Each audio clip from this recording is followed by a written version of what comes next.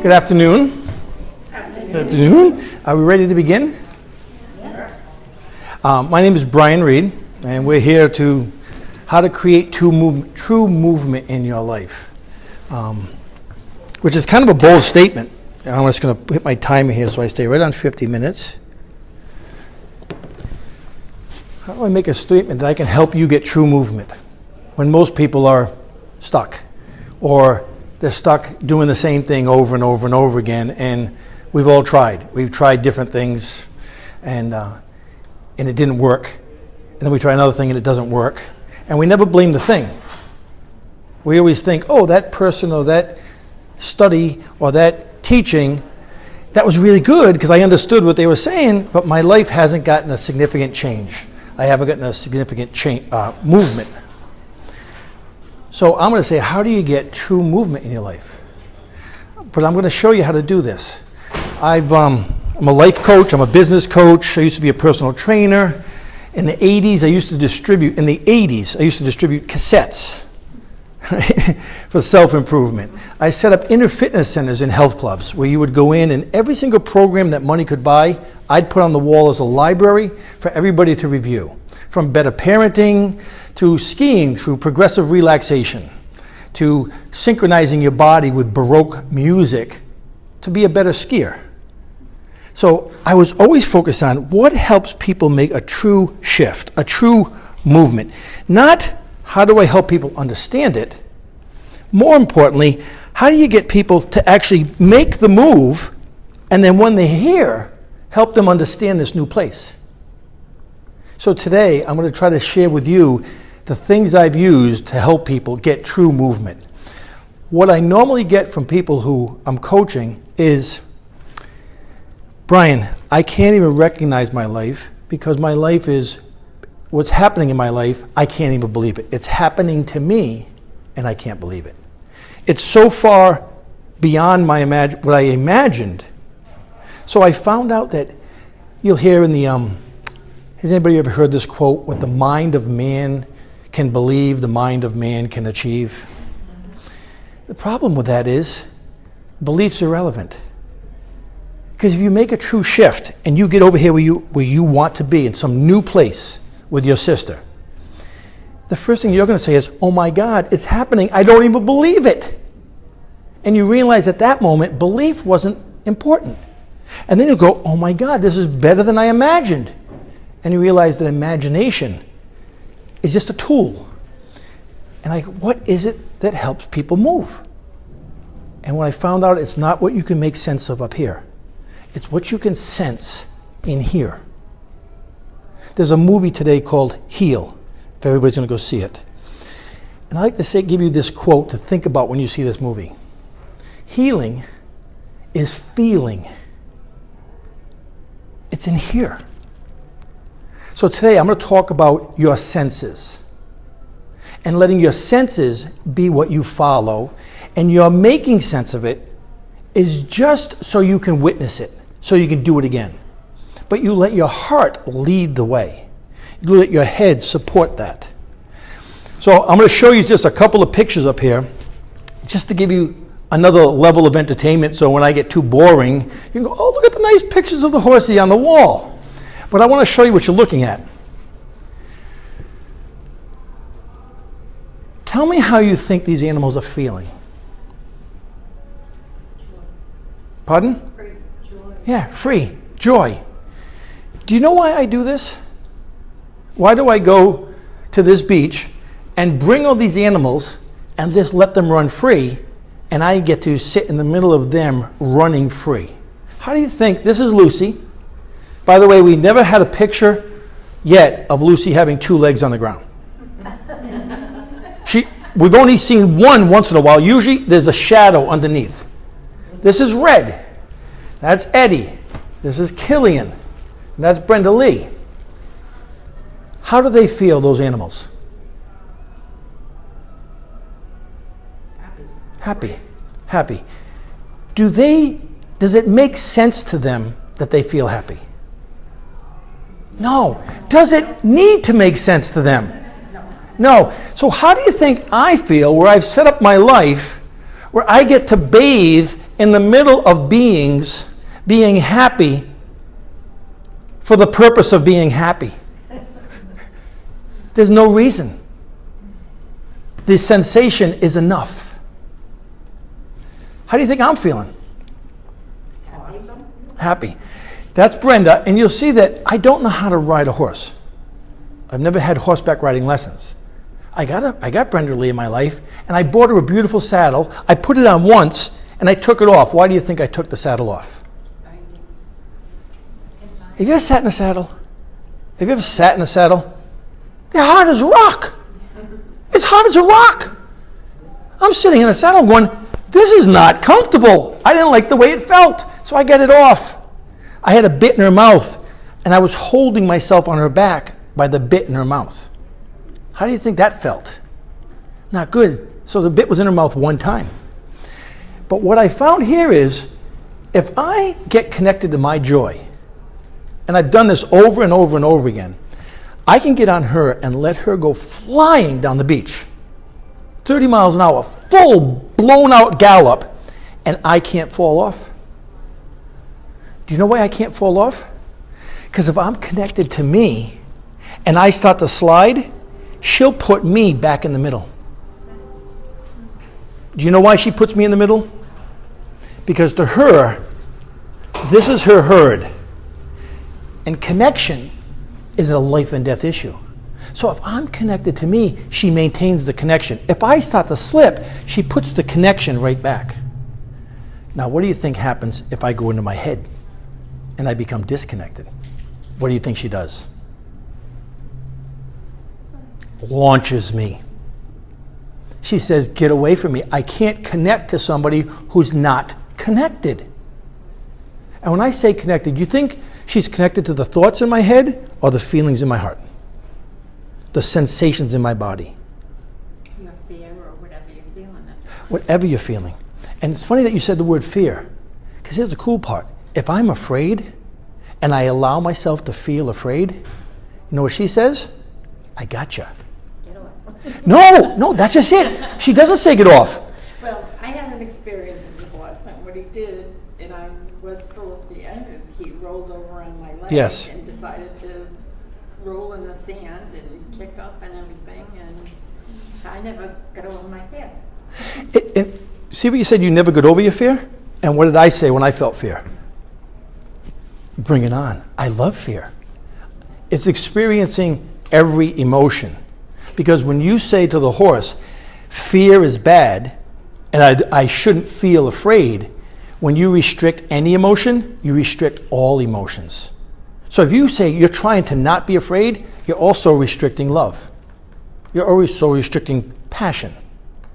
But when I get on her and I'm afraid, I'm afraid, she goes, I gotcha. And when I work with people, I help them not overcome their fear, embrace their fear. It's emotion telling them something matters to you, get ready for the unknown. And most people are ashamed of their fear, so they don't get over their fear. And that's what we're going to talk about today. The things you're frightened of, embrace your fear. Anybody, I'm just going to mention a couple of Christian references today. Have you ever heard the Christian references when Jesus says, love your enemy? Has anybody ever heard that? What Jesus was saying was not trying to be spiritual. He was saying, love the things that get in your way. And who's the biggest enemy in your life but your own fear? And when you love that fear, it dissolves. And you get movement. Because fear is what binds you to the past. Fear is what binds you to the past. And what it isn't the fear, it's the shame of the fear.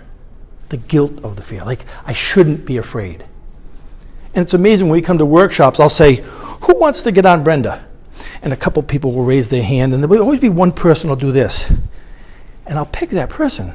And I'll go, would you like to get on? She goes, well, yeah. I go, yeah, but? Well, yeah, but I'm afraid, and you're not supposed to show the horse you're afraid. I go, come here, stand next to Brenda. I take the hand. I go, put your hand on Brenda, and on a scale of 1 to 10, how much fear are you feeling? And they'll say, like an 8. I said, good, take it to a 12. What? Well, you're about to get on a horse. The chances of you falling are high. The chances of you cracking your neck are high. The chances of you getting kicked are high. So you should be really afraid. So I would like you to crank it up to panic. What do you think people are thinking when I tell them to take their fear to a 12? What do you think they're thinking about me? He's crazy? What the hell's he thinking? However, when I tell them to go to 11 with their fear, what have I told them about their fear? It's okay. And it's amazing, the second they feel it's okay, it leaves.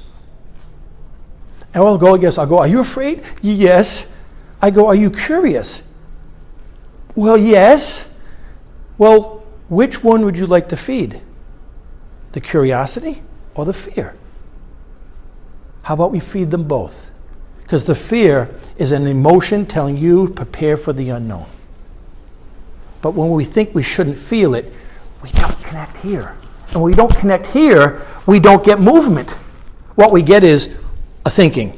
And this is where we go round and round, monkey mind, round and round in our heads. So we're going to talk today about how to create true movement in your life by releasing the power of appreciation, gratitude, and a forgiveness towards what? How do you begin with yourself? Yeah. How many people here would like to move their lives in the direction of something that really, really matters? And to get so good at it, you can constantly do that. Most people are trying to move their life forward. I'd like you to forget the word forward. Brenda and I are moving forward, but where's my focus? Where are they looking? Where are all these animals looking? Toward. They're not looking forward, they're looking toward. And toward asks you this question, toward what? So if you get rid of the word forward and replace it with toward, I'm moving my life toward. And even if you don't know what the answer is, it's saying towards what? And here's the funny thing. If your life is moving towards what matters most? That you understand it or you feel it? Yeah, because what matters is what matters. You feel it. Healing is in the feeling. But most people are moving towards what makes sense. And they're wondering why they don't get movement. And there's excellent books out there that'll make perfect sense and will reinforce your rational thoughts. But they won't fill your heart to move.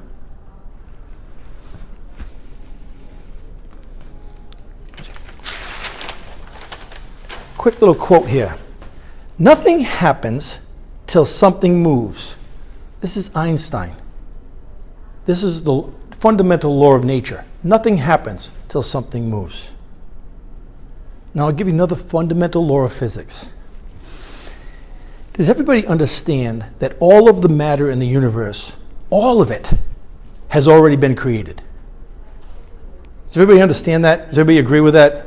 That things change, but no additional matter is being added to the universe. Does everybody get that? Watch this. I want you to feel the truth of this. All of the matter in the universe has already been created, and none of it is a mistake. Your sister's situation is not a mistake. Every thought you've ever had has never been a mistake. We're part of the matter of the universe. Nothing you've ever done has been a mistake. When you put it in the movement, you may have gone off course, but that's just motivation to get back on course. It's not a mistake. It's just a position to make an adjustment to. All of the matter in the universe has already been created. None of it, this piece of plastic, this piece of metal, that image, your thoughts, are a mistake. Guilt and shame create the illusion that it is. Nothing happens till something moves. There's another quote. Our intuitive mind is a sacred gift. How many people believe in that? Your intuitive mind is a sacred gift. Our rational mind is a faithful servant. I'm glad my rational mind knows how to drive. I'm glad I'm not using my intuitive mind to pay my taxes. My rational mind is a faithful servant. Here's where we go wrong, though. We've created a society that honors the servant and has forgotten the gift. And in your life, if you want true movement, you have to go back and create a society in your world that honors the sacred gift. Ready? And purposes the faithful servant. You honor the sacred gift. And in your heart, it's something you sense. In your head is where you make sense. When you lead with sensing, you lead with sensations, with feelings, with hunches, with impulses, with urges, with inspirations. And then you tell your rational mind, make this happen in the world. The rational mind goes, something cool to create. But if you don't lead with this, do you know what your rational mind will do? Think some more thoughts, think some more thoughts, think some more thoughts, think some more thoughts, think some more thoughts. It's trying to serve. And if you haven't purposed it and told it how to serve, what you want it to create, then you'll point out all the things that don't work in the world and you won't get movement. So, how do you create? You start by starting your life off by filling out this sentence in every single situation of every single moment there is. How many people have one of these? I know you might have a Galaxy, you might have the other ones. So this is an iPhone. Steve Jobs, when he wanted to create the iPhone. Now at the time cellular phones were out, there was flip phones. Apple didn't have a phone. Steve Jobs got his top engineers in the office and went on the board and said, create the coolest electronic device that's ever been created. That was the entire mission statement for the iPhone. But what he did was he said coolest. Does something cool make sense? Or if something is cool, do you sense it? And if you can sense it, it's feeling, it's your intuition. Fear is something that's rational. So when you say something cool, you don't think what's possible. You think anything's possible. Wouldn't that be cool to try that? You don't go, oh, we can't do that. Because here's what they said. Okay, so let's get a camera. No, let's get a video camera. At the time, the video camera was about this big. And let's put a video camera in the device. Son of a bitch, they did. Look, that's how big it is. And then let the video camera, if someone is on the other side of the planet, we can do this, and the video camera in this camera will send an image to a satellite, and then it'll send the image and find the person with the exact same device somewhere on the other side of the planet, and they can watch the same video. And the people go, wait a minute, I'm still back at, video cameras are this big. You want me to put it in this device? And the guy goes, wouldn't that be cool? And they kept going back to, wouldn't that be cool? And they created something that never existed before. So if you want to change your life and create things that have not existed before, things you've tried and tried and tried and tried, it's you get back here and go, wouldn't it be cool? And here's why it works. When you say, wouldn't it be cool, how much rational judgment is there? None. There's innocence. Because cool is something you play with. It isn't something you do. It isn't a task that's measured. And how cool it is determined by the thing or how you feel about it. Yeah, that's how you feel. It's even I say imagination, but I don't want people to get mistaken. Imagination is something you image up here. When your imagination is tasked to serve, that'd be cool. Then the imagination is being purposed. You're directing your imagination like a tool. Some people think the imagination is the outcome. It isn't that powerful. You're the one who directs your imagination by saying, wouldn't it be cool? And you never have an answer, by the way. You never have an answer for this Because this is something you sense. This is something you feel. So I'm going to show you how I live some of these things. Let's just see if there's another one here. Maybe. Maybe. Da-da-da.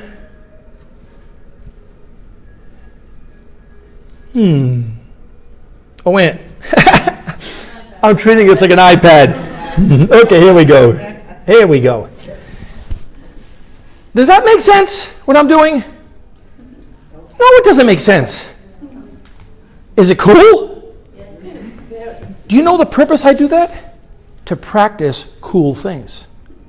Because if I practice cool things, I can do that with every single thing in my life. So with the situation with your sister, you can go under the burden of the situation, or you can go, wouldn't it be cool if? And you can instantly start playing with it. Look at that, I'm actually tapping the screen. So you know what I'm saying? Isn't that funny? So this is sunrise in the morning at the beach. Why? Wouldn't that be cool to get up before the sun comes up and swim out in the ocean and hang out playing with the ocean, with the horse in the ocean? And have her wave bash. You know why she's bashing that wave? I'm on the other side. I went under the wave and she's maintaining the connection. But when I see her, she's doing it because it's fun. She's not afraid. She's doing it, and then she starts looking for the next wave. So she can rear up and take 1 ton and smash it. How do you think I'm feeling being next to a creature on this earth doing that for the sheer joy of doing that? And realize I created that in this world. It's cool. What do you think that tells me that I can do in this world? I can do anything. You know why? Because I make it up. When you stop doing what you think you're supposed to do, and you start doing what feels cool, movement happens. It's when you follow your intuitive mind. Your intuitive mind doesn't give a royal rat's ass about the American language. It doesn't matter whether you can explain it. Matter of fact, your words are history. So when I'm writing Brenda, and I'll show you what I mean by the words of history. I'm writing Brenda. This is a true story that happened regularly. We're going through the forest, and I'm going down the path.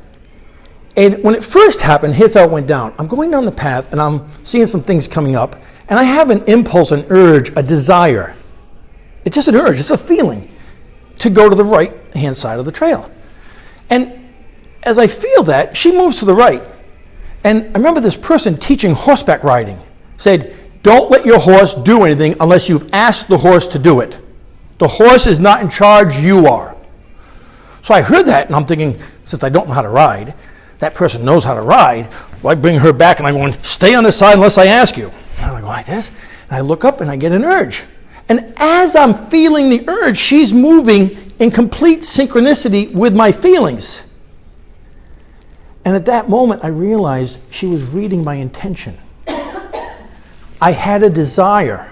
You have a desire to move to the right-hand side of the path, to change a path, to change a direction. It's an impulse and an urge. Then you say the words, I want to go to the right. But first comes a feeling. Then a thought that interprets the feeling. Do you understand that the thoughts are interpreting something that's already taken place? So your best thinking can only describe the urge that's already happened. But most of us live with the thinking and we forget the urge. We forget the impulse. We forget the desire, and we forget that the desire is enough. It doesn't need your ability to explain it. If you have something that matters to you, that's enough. Let's see if we try this again. This is the epitome of that. Can you see where she is? Where am I? Where would you be in that situation? Drowning. But in order to stop drowning, where would you be in that situation? Where's the only safe place to be? You just did it. I'm under the water.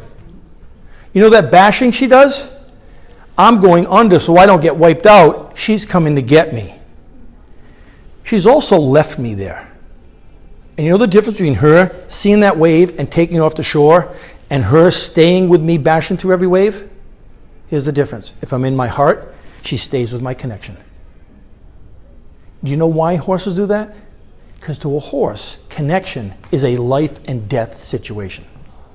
To a horse, before they eat, before they drink, they need a herd member to live in the wild. Because a horse by itself is a meal for a predator. So they know, I got to connect with you, because if I connect with you, you get my backside, I'll get your backside, together we can live. It's instant. They don't even think about it, it's how they are. But how many people here live like your living depends upon it? Because living is creating the life. Starting here, not listening to anything because none of it's been a mistake. And then saying, what do I want to create in this world? But thinking it with feelings. And then purposing this with the purpose of making what I'm feeling come true in the world. And I got to tell you folks, when you purpose your brain to serve your heart, your brain goes, this is unbelievable, because I'm thinking thoughts that are so delicious. Before, I was like scrapping on bones over here, thinking the same thought over and over and over, the same thought over and over and over. And you're telling me to follow your heart, and every single day it'll get better and better and better? And it will.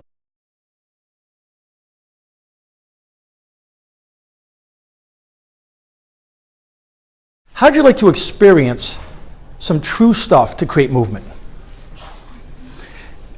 I'm going to set it up, the first one, by giving you this example. Everything you want in the world already exists. Do you understand that? If you have a desire, it's happening in this world, and the matter of this world can reform to make it come true. And everything you want is already here. The only thing that prevents it is your crap in the way. Or for purpose of this lecture, your own horseshit. So here's what I do in the morning. I like to say every morning, but since I just bought this farm, my wife's been picking up the slack on it, and she's the only one that'll let touch my shit. I don't let anybody else touch my shit. Because I have a horse, what do you think I find on the ground every single morning of my life? Horse shit. So I know that my job, and by the way, this comes from, I also teach a course called The Horsepower of Leadership to the military's premier leadership school. And I get the critiques back from them, and they tell me what matters most about my lectures to them. And to a person, they said, what I'm about to tell you is the most important thing in helping them live spectacular lives or live with their lives are on the line. And here's what I teach them. Own your shit. Pick up your shit. Remove your horse shit. Because if you get all of your shit out of the way, what do you think is standing right in front of you? Everything you ever wanted. It's right here. The only reason it's not coming through, you have too much crap in the way. Crappy thoughts, crappy behaviors, crappy habits.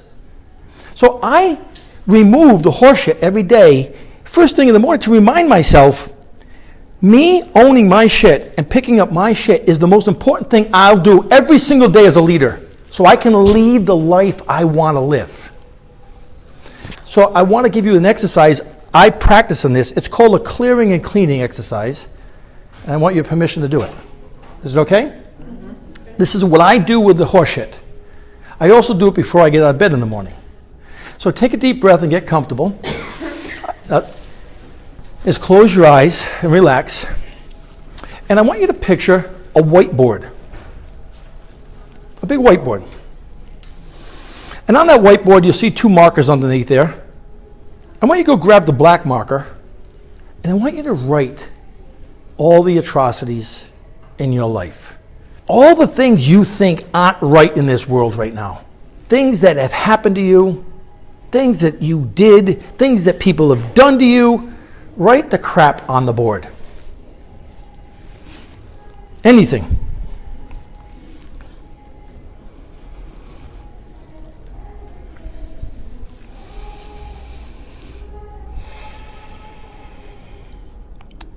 write a couple more things, take a deep breath,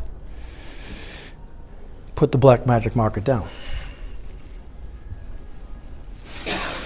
Take another deep breath, pick up the blue magic marker. Now write the things you're the most proud of, the things that make you the happiness, the things you'd like to do day in, day out. Write them up on the board.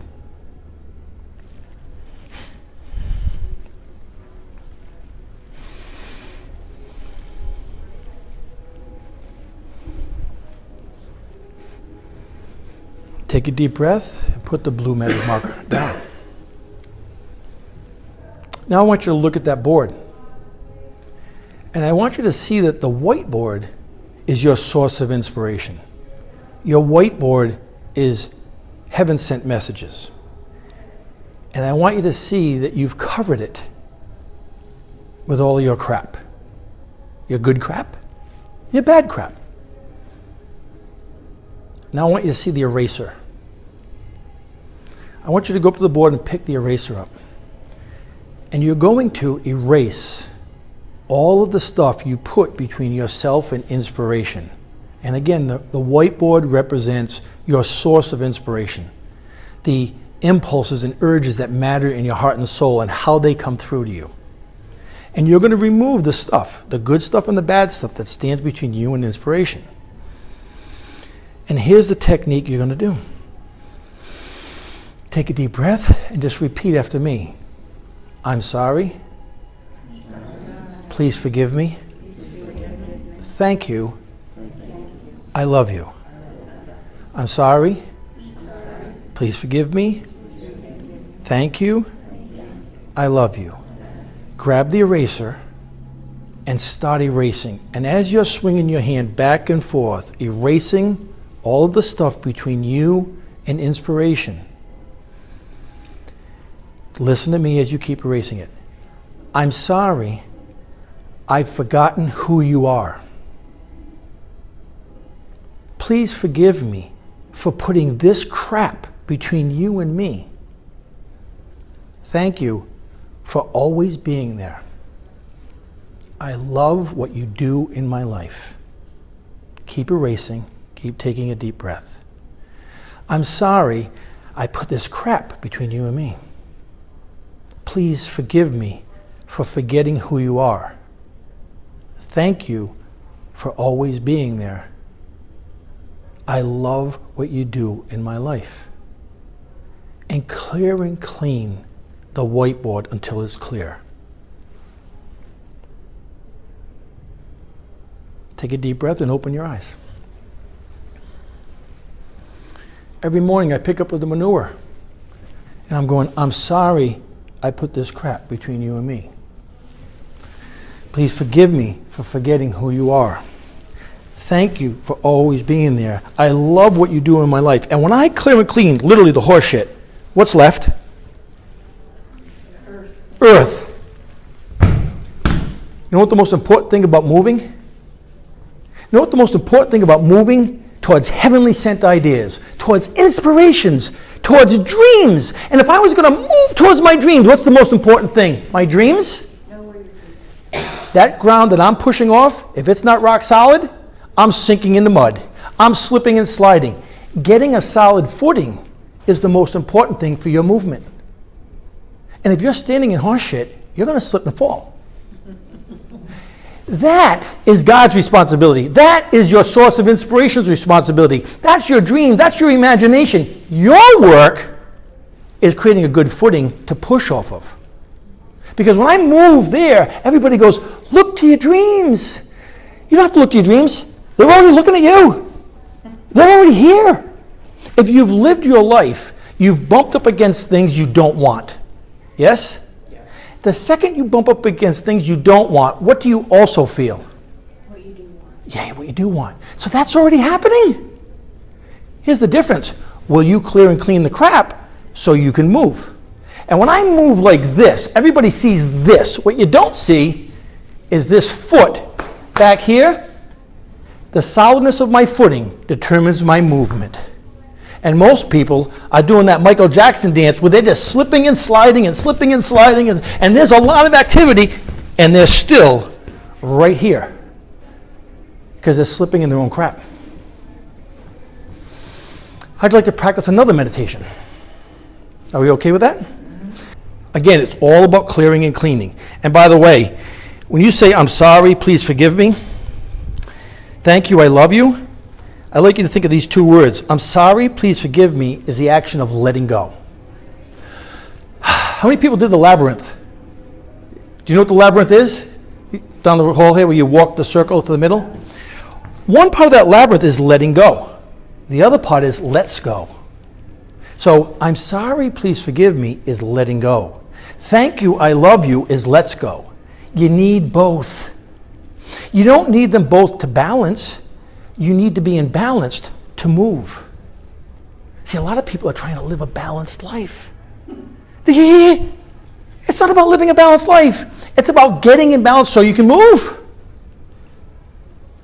You follow me? So let's try another meditation. How many people know what the word rage stands for? Rage. Anger. What is it? Yeah, it's actually a little bit more than anger, no? Yeah. Like what? What is rage? It's like what a feeling. So watch this. I'm angry. I'm raging. No. Is it I'm angry, I'm raging. Explosive anger. That's exactly what it is. Except when you look it up in the dictionary and you look at the next definition, it'll blow your mind. It says it says explosive anger, next definition, intense passion. Remember bell bottoms were all the rage? Remember when mullets were all the rage? Are you all the rage in your life? Are you in your dreams what you're passionate about? So the way you do it is you can take your rage and turn it into rage. And I'm going to show you how to do this. Except R-A-G-E stands for recognize, appreciate, gratitude, and express. So close your eyes and take another deep breath. This is going to be very simple. I want you to recognize what you can recognize. Not interpret, not understand. Like, can you recognize the temperature in the room? Not, oh, it's hot, oh, I'm sweaty. No, can you recognize the temperature? Can you recognize the plastic seat below your cheeks? Can you recognize the music in the room?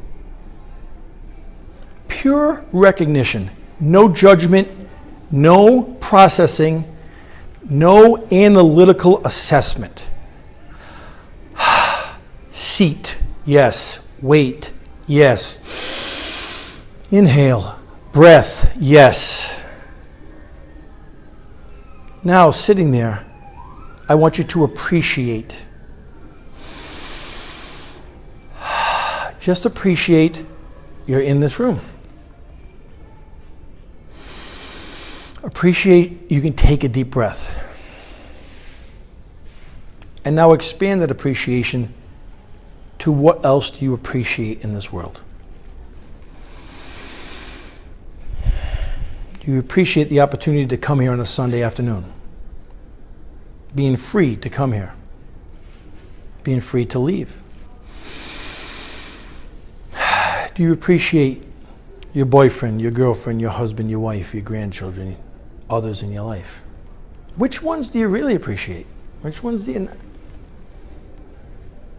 And allow the appreciation to come up. Pick your most favorite thing that really you think, wow, I just love that.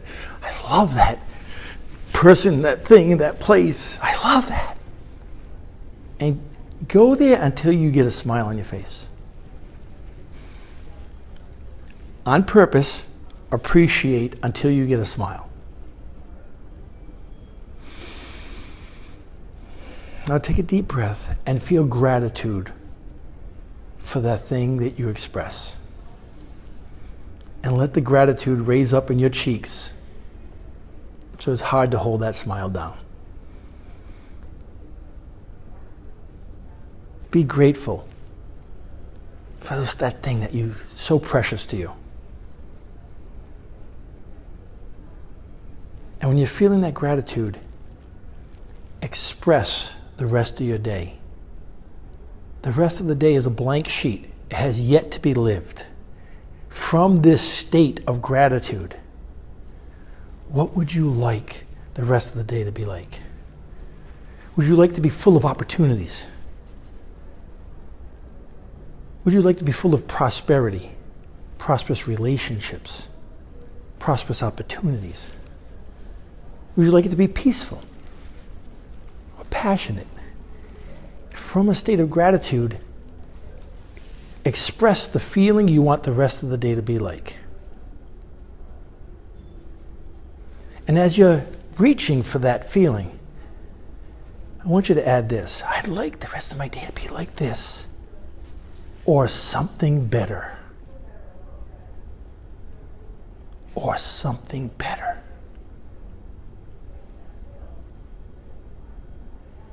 And when or something better shows up in my life, could you please put a tag on it with my name so I can recognize it? Take a deep breath and come back. I do not get out of bed until I do that. I recognize my pillow, sheets, mattress, just pure recognition. Appreciation. I can go appreciation here. I can appreciate everything in my life until I'm smiling, and then I fill it with gratitude. And from that state of gratitude, I express my day. And if you're in a state of gratitude, what kind of things are you going to express? Things you're grateful for. But when I say or something better, what just took place then? Something better. Something beyond what I can think about. Because if I can think about it, it's already taken place. When I think about or something better, I'm creating in the unknown. And I'm giving inspiration, permission to co-create in my life. And then all I do is walk around the day, and when you do that, it's amazing. Oh my God, there's a tag. That just took place. And I realized that took place because in the morning, I put myself in a state of gratitude, and I expressed what I wanted, and I asked for something better, and I asked for it to have a tag. That's this. That is...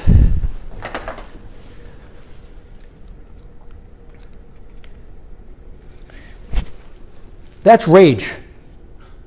I'm recognizing where I'm at. I'm sitting in her seat. I'm in the moment, recognizing it. In the moment, in here. I'm appreciating this. I'm full of gratitude. And from this moment, I'm focusing on my next. In this moment, I'm experiencing gratitude and appreciation. What do you think will unfold? I have no idea. It's just awesome every single time. I don't limit it by my ideas. I create it by the feeling I want to feel, and then I get to witness what matches it. Most of us are saying, when I get this and this, then I'll feel like that. They think it's the thing. It's not the thing, it's the feeling comes first. So when you take control of your feelings and you project your feelings that you want to feel before there's any evidence of the thing, if I walk around all day feeling grateful, what do you think I'm going to attract? Things I'm grateful for. But if I'm walking around waiting for something that I'm grateful for to show up, look at my hands. How do you like this attitude? I'm going to attract some of this. We were talking earlier about you and your sister, and we were talking about the word hope. Most people, here's what hope is. Yeah, I hope that happens. And they're really saying that's hopeless. As opposed to hope, like a child on Christmas Eve coming down going, am I going to get a bike tomorrow? Am I going to get a bike tomorrow? And they have no idea they're going to get a bike tomorrow.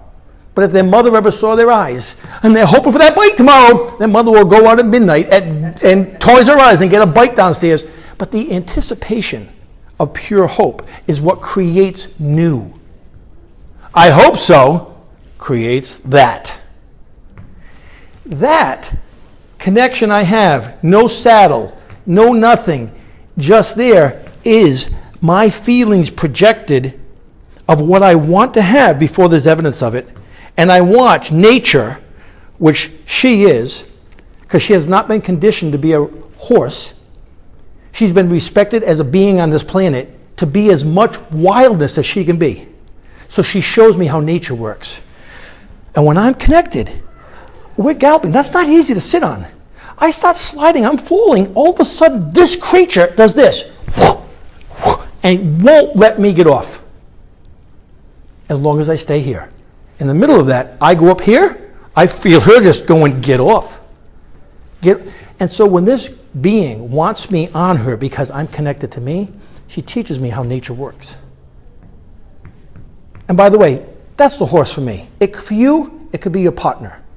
For you, it could be a place, a magical place. It could be a spouse. It could be anybody, anything that does it for you. I'm going to end this with a quick prayer. Again, it's another Christian prayer, but I don't think of it in Christian terms. How many people have heard of this song, this prayer? Our Father, who art in heaven, hallowed be thy name, blah, blah, blah, blah, blah. So you heard that one? Has anybody here not heard that one? What's the first word? Our. What does that mean? It means everything. It's ours. And if it's all ours, what do I want for you? I want yours. I want you to get yours. So if you took the one word, our, that's all she knows. She doesn't think of herself. She sees this herd. It's ours. And when I get into that energy, our, and I feel the energy of ourness, that means we all can get ours. You can get yours. I don't have to worry about you taking from me. You get yours, there's plenty for me. But what's the action step in there? Our Father who art in heaven, hallowed be thy name, the kingdom come, thy will be done on earth as in heaven. Give us this day our daily bread, and forgive us our trespasses as we forgive those. So we will be forgiven as we forgive. There's the action.